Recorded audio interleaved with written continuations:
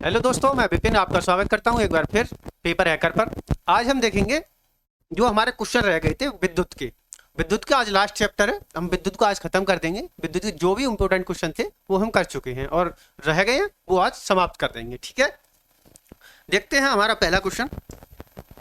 पहला क्वेश्चन है कि एक विद्युत बल्ब जो 100 वाट का है एक दिन में 10 घंटे उपयोग में लाया जाता है और 30 दिन में कितने यूनिट व्यय होगी। तो इसके लिए आपको पता होना चाहिए कि जो हमारा एक यूनिट है उसमें कितने वाट होते हैं। पहले आपको ये पता होना चाहिए जो हमारा एक यूनिट बराबर जो होता है, एक यूनिट बराबर होता है 1000 वाट। 1000 वाट, ठीक है। या हम इसे ऐसे भी लिख सकते हैं 1 kilo watt.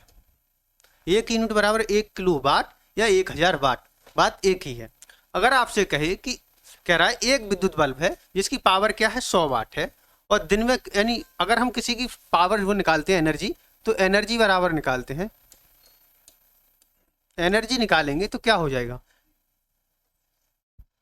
Power into time कर देंगे।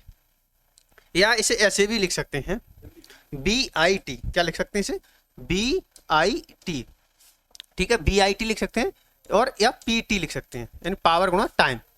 तो अगर एनर्जी कितनी है, देखो कितना है, 100 वाट का बल्ब है, 100 वाट का बल्ब है, कितने घंटे चल रहा है, 10 घंटे चल रहा है, 10 घंटे चल रहा है। तो कितना, एक दिन में 1000 वाट ऊर्जा खत्म कर रहा है।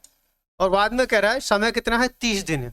कितना, 30 दिन है। तो इसमें 30 से मल्टीप्लाई और कर देंगे, तो 30 गुणा 1000 वाट बराबर क्या हो जाएगा, 1 यूनिट हो जाएगा। ठीक है, तो बराबर कितने हो जाएंगे, 30 यूनिट हो जाएंगे। कितने, 30 यूनिट। मतलब कोई 100 वाट का बल्ब है, 100 वाट का बल्ब अगर वो 10 घंटे प्रतिदिन जलता है और 30 दिन तक उसके द्वारा ऊर्जा व्यय जो होगी वो कितनी होगी, 30 यूनिट होगी। कितनी, 30 यूनिट होगी। अगर वो पूछता कि कितने रुपए खर्च करता है, तो एक यूनिट जितने रुपए का होता उतने की हम 30 से मल्टीप्लाई कर देते तो हमें पता चल जाता कि कितने रुपए खर्च करता है। ठीक है, आगे बढ़ते हैं। तो आंसर क्या हो जाएगा हमारा, 30 यूनिट हो जाएगा। सी इज द राइट आंसर हो जाएगा। आगे बढ़ते हैं। तड़ित चालक का आविष्कार किसने किया। तड़ित चालक क्या होता है, ऐसी बड़ी बड़ी बिल्डिंग या ऊंचे ऊंचे टावर जो होते हैं उनमें एक आपने देखा होगा ऊपर त्रिशूल टाइप का लगा होता है। क्या, त्रिशूल टाइप का लगा होता है। वो त्रिशूल टाइप का जो होता है वो क्या करता है कि अगर जब बरसात के मौसम में बिजली कड़कती है अगर बरसात के मौसम में क्या होता है, बिजली कड़कती है, तो बिजली कड़कने से अगर बिल्डिंग पे या टावर पे बिजली गिरती है तो जो ऊपर लगा हुआ होता है त्रिशूल टाइप का वो होता है तड़ित चालक। उस तड़ित चालक को नीचे जमीन में लाकर उसे अर्थ कर दिया जाता है। यानी कि अगर अगर आकाशीय बिजली चमक कर या तो बिल्डिंग पर गिरती है या किसी टावर पे गिरती है तो वो उसको नुकसान ना पहुंचाकर सीधी जमीन में चली जाती है, इसलिए उसका तड़ित चालक का यूज करते हैं। ठीक है, तड़ित चालक समझ में आ गया होगा तड़ित चालक क्या होता है। अब बात करें तड़ित चालक की जो आविष्कार किया था वो किया था बेंजामिन फ्रैंकलिन ने। किसने, बेंजामिन फ्रैंकलिन ने। और बेंजामिन फ्रैंकलिन ने बताया कि आवेश, आवेश जो होता है 2 प्रकार का होता है। आवेश 2 प्रकार का होता है।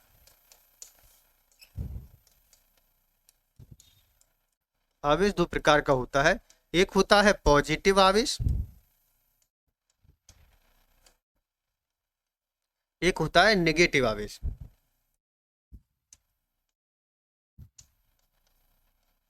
पॉजिटिव आवेश और नेगेटिव आवेश 2 प्रकार का आवेश होता है। ये किसने बताया था, बेंजामिन फ्रैंकलिन ने बताया था। और तड़ित चालक की भी आविष्कार किसने किया था, तो बेंजामिन फ्रैंकलिन ने ही किया था। ठीक है, आगे बढ़ते हैं।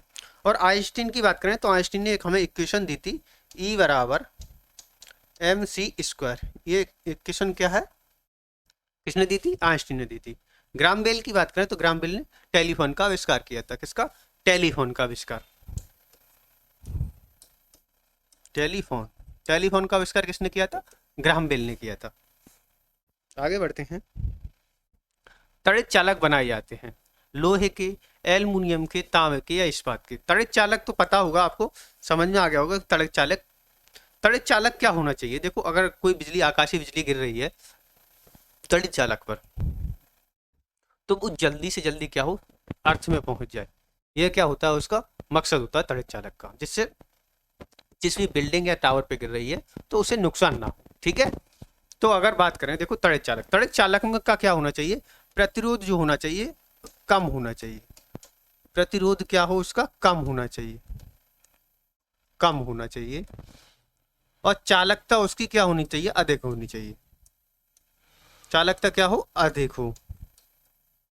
ठीक है, अगर कोई त्वरित चालक है तो त्वरित चालक का क्या हो, प्रतिरोध कम हो और चालकता क्या हो, अधिक हो। जिससे क्या हो, करंट आई गिरी बिजली उस पर, तो वो जल्दी से जल्दी क्या करे, उसे अर्थ में पहुंचा दे। तो सबसे अच्छा कंडक्टर क्या होता है, तो कंडक्टर हमारा क्या होता है, तांबा। तांबा अच्छा कंडक्टर होता है, तो हमारे त्वरित चालक किसके होते हैं, तांबे के ही बने होते हैं। अगला क्वेश्चन है, देखो पहला हमारा क्या है, कथन है, दूसरा क्या है, कारण। और कथन और कारण में हमें करना है, देखना है। देखो पहला है कथन, देखो उसे, कि त्वरित चालक इमारतों को नष्ट होने से बचाते हैं। हाँ, जो हमारे त्वरित चालक होते हैं वो इमारतों के ऊपर लगाते हैं, जिससे क्या हो, अगर आकाशीय बिजली गिरे तो इमारतें क्या हो, नष्ट ना हो। ठीक है, तो हमारा पहला कथन क्या हो जाएगा, सही हो जाएगा। और दूसरा देखो कारण है, कारण क्या कर रहा है, ये आवेश को पृथ्वी पर भेज देते हैं। हाँ, ये क्या करते हैं, जो आकाशीय बिजली से जो चार्ज उत्पन्न होता है उसको क्या करते हैं, जमीन में भेज देते हैं, यही इनका कारण है। तो अगर बात करें तो हमारा देखो कथन भी आर ए भी सही है और आर भी सही, दोनों सही है, लेकिन आर ए का सही कारण है, मतलब आर जो आर में जो बताया गया है वो ए का सही कारण बताया गया है। तो आंसर हमारा क्या हो जाएगा, ए राइट आंसर हो जाएगा। क्यों, हमारे जो त्वरित चालक होते हैं वो बिल्डिंगों के ऊपर लगे होते हैं, वो आकाशीय बिजली को क्या करते हैं, जमीन में भेज देते हैं। इसलिए इससे क्या होता है, बिल्डिंग नष्ट नहीं होती है या टावर नष्ट नहीं होता है और उनकी सुरक्षा हो जाती है। इसलिए हम त्वरित चालक का करते हैं। और त्वरित चालक का आविष्कार की बात करें तो किसने किया था, बेंजामिन फ्रैंकलिन ने किया था। ठीक है,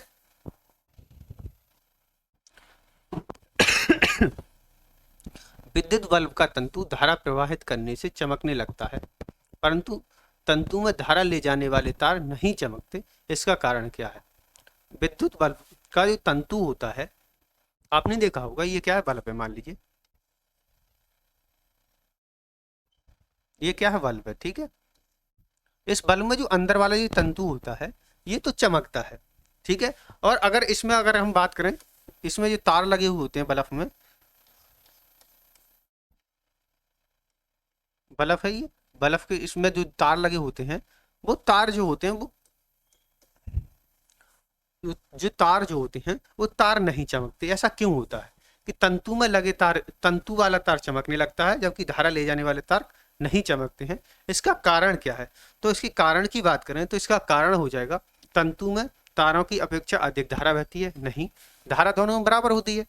तंतु का प्रतिरोध प्रतिरोध तारों की अपेक्षा कम होता है, नहीं, तंतु का प्रतिरोध जो होता है वो अधिक होता है। तंतु का प्रतिरोध तारों की अपेक्षा अधिक होता है, हाँ, तंतु का जो प्रतिरोध होता है वो तारों की अपेक्षा अधिक होता है। तो ये भी क्या हो जाए, गलत हो जाए। तो अगर बात करें, इस टंगस्टन का तार होता है ये, इसका जो तंतु का जो प्रतिरोध यानी रेजिस्टेंस जो होता है वो हाई होता है, और गलनांक भी क्या होता है इसका, अधिक होता है। गलनांक क्या होता है इसका, हाई होता है। यानी बल्ब के अंदर जो तंतु लगा होता है इसका प्रतिरोध और गलनांक दोनों हाई होती है। और कौन सी धातु होती है ये, टंगस्टन धातु होती है। कौन सी, टंगस्टन धातु, टंगस्टन धातु का बना होता है। आगे बढ़ते हैं, निम्नलिखित में से अधातुओं में कौन सा एक विद्युत का मंद चालक नहीं है। इनमें से कौन धातु का मंद चालक नहीं है अधातुओं में, सल्फर, सिलिकॉन, ब्रोमीन या फास्फोरस। अगर बात करें सिलिकॉन की, तो सिलिकॉन क्या है हमारा, सिलिकॉन तो सेमीकंडक्टर डिवाइस है। क्या है, सेमीकंडक्टर डिवाइस है। तो यही क्या हो जाएगा, आंसर हो जाएगा सिलिकॉन। सिलिकॉन को हम लिखते हैं एसआई से, किससे, एसआई से। ये क्या है, एक अर्धचालक धातु है। क्या है, अर्धचालक, अर्धचालक, अर्धचालक धातु है। इसके द्वारा सिलिकॉन से क्या क्या बना होता है, देखो, डायोड,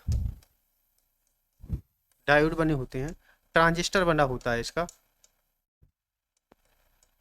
रजिस्टर, एससीआर, बहुत सारे जो इलेक्ट्रॉनिक्स उपकरण हैं वो इसी के बने होते हैं, सिलिकॉन के या जर्मेनियम के। ठीक है, सिलिकॉन और जर्मेनियम ये क्या है, दोनों अर्धचालक धातुआं हैं। देखो शुष्क सेल, बात करें शुष्क सेल की, तो शुष्क सेल बैटरी, शुष्क सेल या बैटरी में निम्नलिखित में से किसका विद्युत अपघट्टों के रूप में प्रयोग होता है। तो देखो बात करें शुष्क सेल, शुष्क सेल आपने देखे होंगे जैसे जो हमारे बैटरियों में पड़ते हैं या रिमोट में पड़ते हैं, वो क्या होते हैं, हमारे शुष्क सेल होते हैं। और शुष्क सेल में जो भरा हुआ होता है वो जिंक क्लोराइड और अमोनियम क्लोराइड, जिंक क्लोराइड और अमोनियम क्लोराइड भरे हुए होते हैं। जिंक क्लोराइड और अमोनियम क्लोराइड क्या करते हैं, जिंक की बात करें तो ये क्या करता है, कैथोड का, एनोड का काम करता है जिंक क्लोराइड, अमोनियम क्लोराइड ये क्या करता है, कैथोड का काम करता है। ठीक है, तो अगर शुष्क सेल की बात करें तो इसमें अमोनियम क्लोराइड और जिंक क्लोराइड के अपघट्ट मिले हुए होते हैं। अगर बात करें सामान्यतः प्रयोग में ली जाने वाली प्रदीप्ति ट्यूबलाइट पर निम्नलिखित में से क्या अंकित होता है, 220 के, 273 के, 650 के या 9000 के, क्या लिखा होता है। तो इस पर लिखा होता है नॉर्मल 6500 के, कितना लिखा होता है, 6500 के लिए लिखा होता है। अगर बात करें जो प्रदीप्ति लाइट, जो हमारी ट्यूबलाइट होती हैं, ये ट्यूबलाइट क्या करती हैं, विद्युत ऊर्जा को अधिकतम किसमें बदल देती हैं, अधिकतम प्रकाश ऊर्जा में बदल देती हैं। अगर जो हमारा बल्ब जो होता है, नॉर्मल बल्ब जो 100 वाट वाला बल्ब होता है, वो क्या करता है, विद्युत ऊर्जा को ऊष्मा तथा प्रकाश ऊर्जा दोनों में बदलता है। लेकिन जो हमारी ट्यूबलाइट होती हैं वो अधिकतर प्रकाश को किस में बदल देती हैं, अधिकतर प्रकाश में बदल देती हैं विद्युत ऊर्जा को।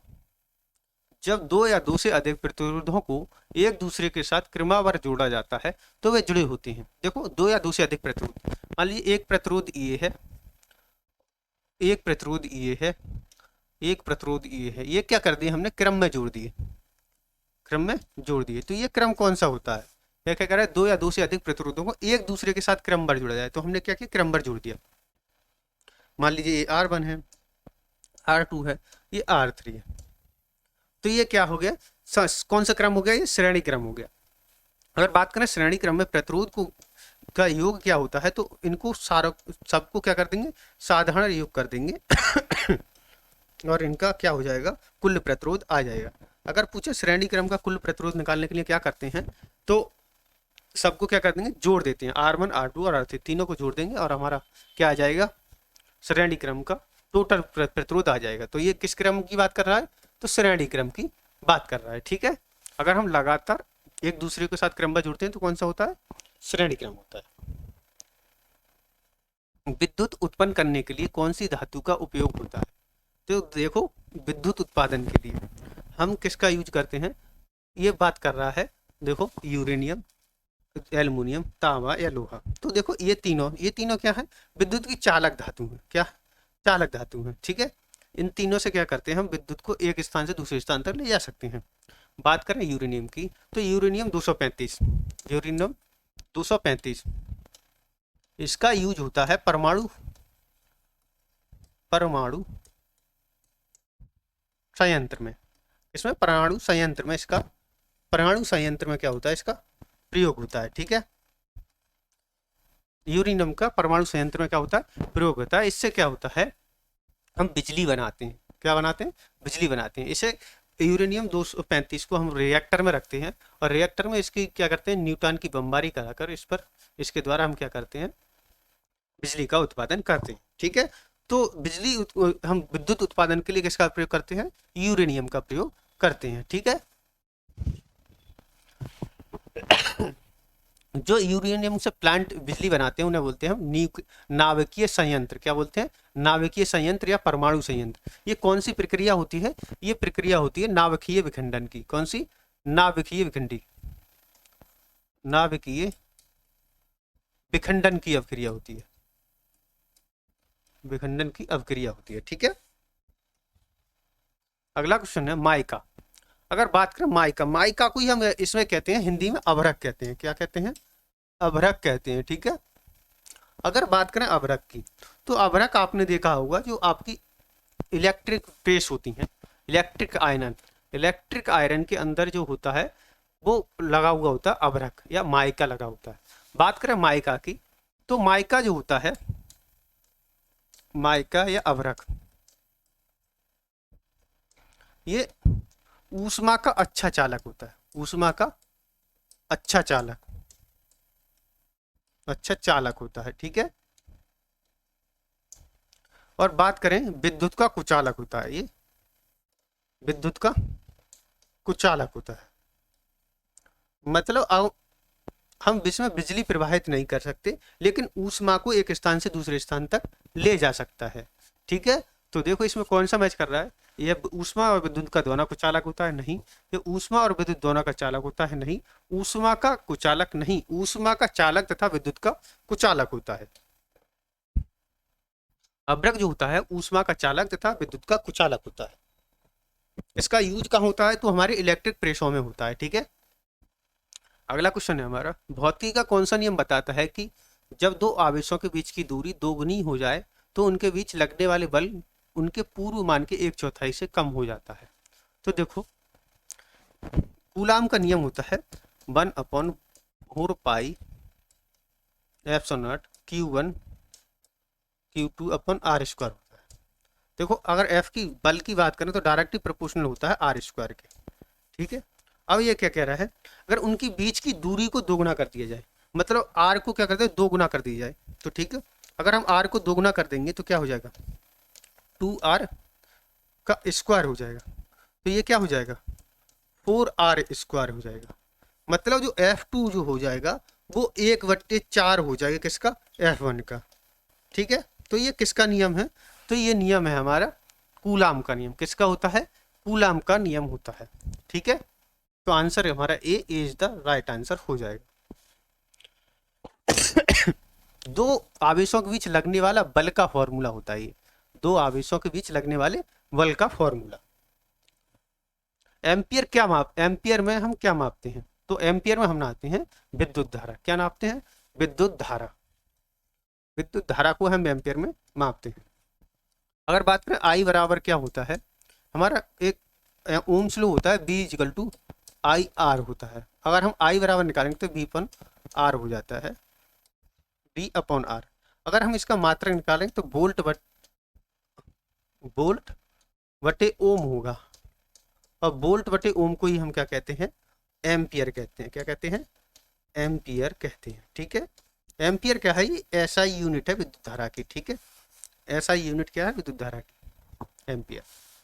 एक कृत्रिम उपग्रह में विद्युत ऊर्जा का स्रोत क्या होता है, तो देखो जो अगर कृत्रिम उपग्रह जितने भी सैटेलाइट हैं, आज हमारा फोन चल रहा है, आज ये वीडियो देख पा रहे हैं आप इंटरनेट के थ्रू, ये किसके द्वारा चलती हैं, तो सारे सैटेलाइट के द्वारा चलती हैं, ठीक है। सैटेलाइट क्या होती है, जो हमारे पृथ्वी के चारों तरफ घूमती रहती है, ठीक है।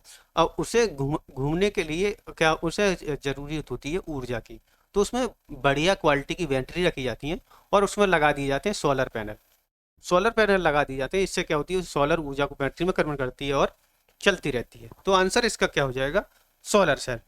हमारे जो कृत्रिम उपग्रह होते हैं या सैटेलाइट जो होती हैं वो सोलर सेल से चलते हैं, ठीक है। विद्युत ऊर्जा को विद्युत ऊर्जा को यांत्रिक ऊर्जा में बदलने वाली युक्ति है।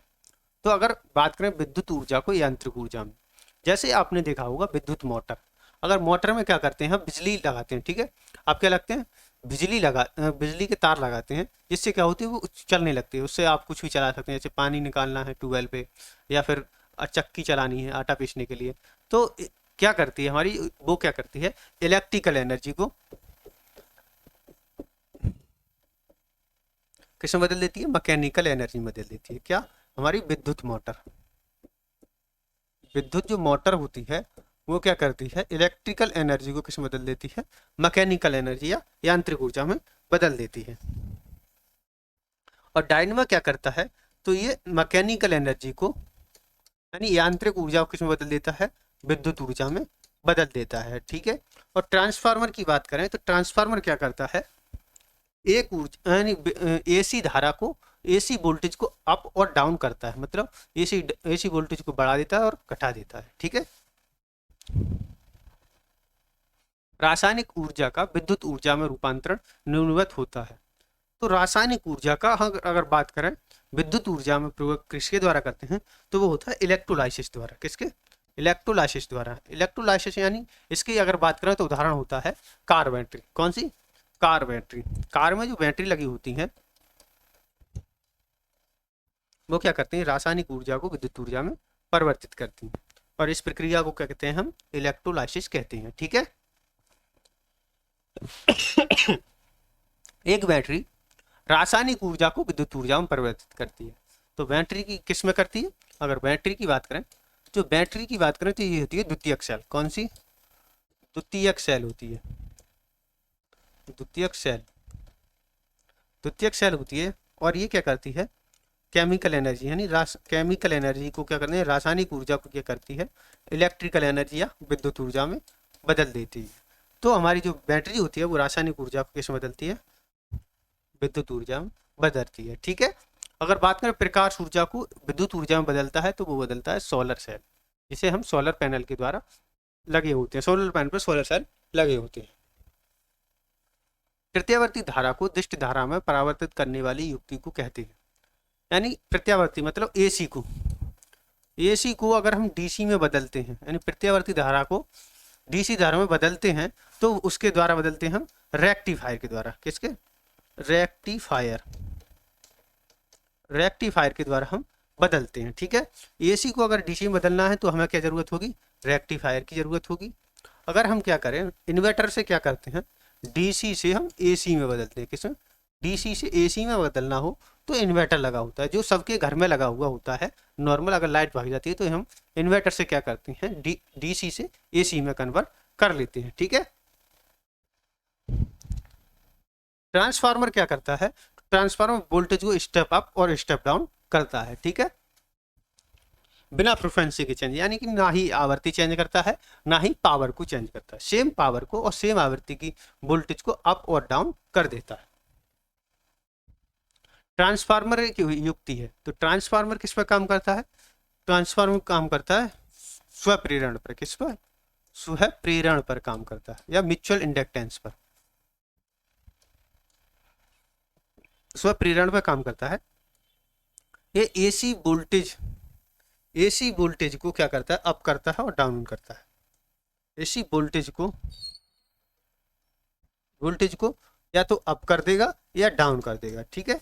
और ये पावर, इसमें पावर और फ्रीक्वेंसी या आवृत्ति, फ्रीक्वेंसी या आवृत्ति दोनों क्या रहती हैं, सेम रहती हैं, समान रहती हैं। यानी आवृत्ति में और पावर में कोई भी बदलाव नहीं आता है। तो आंसर क्या हो जाएगा, देखो, एसी को डीसी में बदलता है, नहीं, ये गलत है। डीसी को एसी में बदलता है, एसी को डीसी में बदलता है क्या, रेक्टिफायर। और डीसी को एसी में क्या बदलता है, इन्वर्टर। और डीसी वोल्टेज को नहीं करता, केवल एसी वोल्टेज को क्या करता है, उपचयन मतलब अप कर देता है, डाउन कर देता है, या अपचयन मतलब स्टेप अप या स्टेप डाउन करता है। ठीक है। एसी वोल्टेज को स्टेप अप और स्टेप डाउन करता है। प्रदीप्ति नलियों में सर्वाधिक सामान्यतः प्रयोग होने वाली धातु कौन सी है? अगर बात करें जो हमारी प्रदीप्ति नली, यानी अगर आपने देखी होगी जो हमारी ट्यूबलाइट होती हैं, ट्यूबलाइट की नलियों में किसकी वाष्प भरी होती है? तो बात करें इसमें भरी होती है पारा की वाष्प, पारा या मरकरी की वाष्प या आर्गन गैस भरी हुई होती है। ठीक है। 3 पिन बिजली के प्लग में सबसे लंबी पिन का जोड़ना चाहिए। तो देखो, अगर बात करें, आपने देखा होगा जो बड़े प्लग होते हैं 5 एम्पियर के या 15 एम्पियर के, उनमें क्या बड़े 3 प्लग होते हैं। 2 तो होते हैं हमारे अर्थों के और फेज के, और एक होता है तीसरा वाला बड़ी पिन। और बड़ी पिन जो होती है वो होती है अर्थ की, यानी उसकी जो बड़ी वाली पिन जो होती है उसे अर्थ कर दिया जाता है, जिससे क्या हो, सुरक्षा बढ़ जाती है। किसके लिए होता है वो? आधार सिरे के लिए, मतलब उसे अर्थ से जोड़ दिया जाता है, जिससे क्या होता है, हमें सुरक्षा प्रदान होती है। यानी कि अगर बाई चांस अगर शॉर्ट सर्किट हो जाता है तो अगर आप उसे छुएंगे तो आपको करंट नहीं लगता है, क्योंकि वो सारी करंट कहाँ चली जाती है, अर्थ में चली जाती है। अगला है 1 किलोवाट का मान होता है। तो हमारी जो 1 किलोवाट का मान होता है वो होता है 3.6 गुणा 10⁶ जूल। 1 किलोवाट बराबर क्या होता है, 3.6 गुणा 10⁻⁴ जूल होता है। एक मकान में 2 बल्ब लगे हैं, उनमें से एक दूसरे से अधिक प्रकाश देता है, तो निम्न में से कौन सा कथन सही होगा? यानी एक बल्ब में क्या है, एक मकान में 2 बल्ब लगे हैं, 2 बल्ब लगे हैं, देख लीजिए, एक बल्ब ये लगा है और एक बल्ब ये लगा है, ठीक है। तो ये मान लीजिए एक प्रकाश अधिक देता है और एक प्रकाश क्या क्या देता है, कम देता है। अगर प्रकाश की दीप्ति रेजिस्टेंस पर निर्भर नहीं करती, दोनों बल्ब में रेजिस्टेंस समान है। अगर दोनों बल्ब में देखो रेजिस्टेंस पर निर्भर करता है प्रकाश, ये गलत हो गया। और देखो दोनों बल्ब में रेजिस्टेंस समान होगा, मतलब अगर दोनों बल्बों में रेजिस्टेंस समान होगा तो दोनों बराबर चलेंगे। लेकिन अधिक प्रकाश वाले में अधिक प्रतिरोध होता है, यानी जो अधिक प्रकाश देगा उसमें क्या होगा, रेजिस्टेंस ज्यादा होगा। मान लीजिए ये प्रकाश अधिक दे रहा है, प्रकाश दे रहा है अधिक दे रहा है, और ये प्रकाश कम दे रहा है, ठीक है। तो इसमें प्रतिरोध क्या होगा, अधिक होगा, और इसमें प्रतिरोध क्या होगा, कम होगा। यानी कि जो प्रकाश अधिक दे रहा होगा उसमें क्या होगा, प्रतिरोध भी क्या होगा, अधिक होगा, ठीक है। तो आंसर क्या हो जाएगा हमारा C is the right answer. Fluorescent lamp में चोक का प्रयोजन किस लिए होता है? आपने देखा होगा जो हमारी फ्लोरेसेंट ट्यूब होती हैं या हमारी जो ट्यूबलाइट होती हैं उनमें देखा होगा एक चोक लगी हुई होती है, गोल गोल सी होती है, वो चोक लगी हुई होती है। उस चोक का मतलब क्या होता है? तो बात करें उस चोक की, तो वो क्या करती है, करंट की प्रवाह को बढ़ा देती है। क्या करती है, करंट की प्रवाह को बढ़ा देती है, जिससे जल्दी से क्या होती है, ट्यूब जो लाइट जो होती है वो जल जाती है, ठीक है। तो आंसर क्या हो जाएगा हमारा सी। आंसर क्या हो, आंसर हो जाएगा हमारा, आंसर क्या होगा, आंसर होगा हमें प्रतिरोध को कम करना और करंट के प्रवाह को क्या करना, कम करना। या ऐसे मान लीजिए अगर कोई ट्यूबलाइट लगी है, ट्यूबलाइट का सिंबल ये होता है, मान लीजिए ये ट्यूबलाइट लगी है, अगर इसमें आप सप्लाई देंगे तो शुरू में क्या होता है, वो चोक जो होती है वो करंट को कंट्रोल करने के लिए होती है। किसके लिए होती है, करंट को कंट्रोल करने के लिए होती है। यानी करंट को क्या करती है, एकदम अगर अगर इसे स्विच ऑन किया आपने, जैसे ही आपने यहाँ से स्विच ऑन किया, यानी स्विच ऑन किया, स्विच ऑन करोगे तो एकदम क्या होगी, इसमें वोल्टेज जाएगी, करंट पहुंचेगी। तो क्या करेगी, ये पहले करेगी करंट कंट्रोल को क्या करेगी, प्रतिरोध को पहले बढ़ाएगी, पहले जो प्रतिरोध होता है उसे लगा रहे दे देगी, फिर उसके बाद में धीरे धीरे प्रतिरोध को कम करेगी चोक, और क्या होगा, ट्यूबलाइट क्या हो, जलने लग जाएगी, ठीक है। चालक का विद्युत प्रतिरोध किससे स्वतंत्र होता है? तो चालक का जो विद्युत प्रतिरोध होता है, अगर बात करें रेजिस्टेंस की, तो रेजिस्टेंस बराबर क्या होता है, आर बराबर होता है रो एल अपॉन ए। इसमें आर क्या है, प्रतिरोध है, रो की बात करें तो ये विशिष्ट प्रतिरोध, एल लंबाई और ए क्षेत्रफल है। तो देखो प्रतिरोध की बात करें तो प्रतिरोध देखो तापमान पर प्रभाव करता है, यानी अगर आप ताप बढ़ाएंगे तो रेजिस्टेंस भी बढ़ जाएगा, ठीक है। अनुप्रस्थ क्षेत्रफल पर करता है, तो यानी क्षेत्रफल तो करता है। और डी क्या है, धैर्य।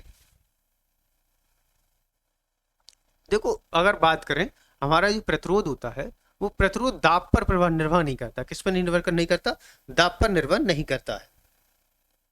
देखो धैर्य पर भी करता है, तरंग धैर्य होना चाहिए था, ये धैर्य लिखी हुई है, तो किस पर निर्भर नहीं करता, दाब पर निर्भर नहीं करता है। देखो दाब बढ़ाओ या घटाओ प्रतिरोध पर कोई फर्क नहीं पड़ता, ठीक है। तापमान बढ़ाओगे तो बढ़ जाएगा प्रतिरोध, घटाओगे तो घट जाएगा। अनुप्रस्थ काट का क्षेत्र बढ़ाओगे तो रेजिस्टेंस घट जाएगा। आगे बढ़ते हैं। यदि किसी प्रारूपी पदार्थ का विद्युत प्रतिरोध गिरकर शून्य हो जाता है तो उस प्रतिरोध को क्या कहते हैं, उस पदार्थ को क्या कहते हैं? देखो ऐसा होना बहुत इम्पॉसिबल है कि किसी भी पदार्थ का प्रतिरोध जीरो हो जाए। अगर प्रतिरोध जीरो हो जाएगा, देखो अगर हम प्रतिरोध को जीरो कर देंगे तो प्रतिरोध जो कंडक्टिविटी होती है, चालकता जो होती है, चालकता का इन्वर्सली प्रोपोर्शनल होता है रेजिस्टेंस, और रेजिस्टेंस हमारा क्या हो जाएगा, जीरो हो जाएगा। तो जी बराबर क्या हो जाएगी, इनफाइनाइट हो जाएगी, मतलब उसकी चालकता क्या हो जाएगी, अनंत हो जाएगी। अनंत चालकता वाले को कहते हैं हम अति चालकता, अति चालक, या इसे भी बोलते हैं सुपर कंडक्टर। क्या बोलते हैं, सुपर कंडक्टर।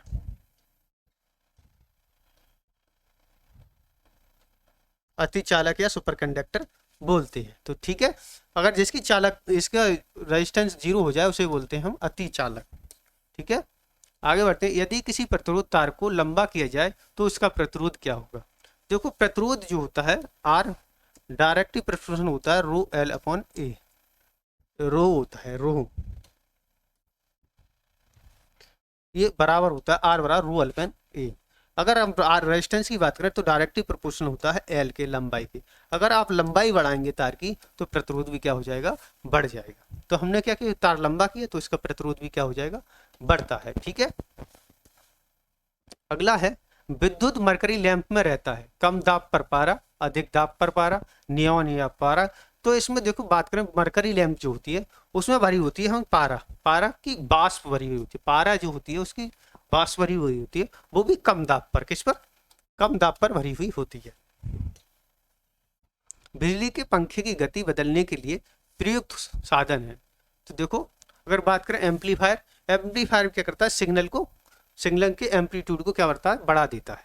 स्विच कर क्या करता है, ऑन ऑफ करता है। रेक्टिफायर की बात करें तो ये क्या करता है, एसी को डीसी में बदल देता है। तो आंसर हो जाएगा हमारा रेगुलेटर। पंखे से आपने देखा होगा स्विच में क्या होता है, रेगुलेटर लगा होता है। इससे क्या होता है, हम वोल्टेज को घटा या बढ़ा सकते हैं, जिससे पंखा तेज भी चलता है और धीरे भी चल सकता है।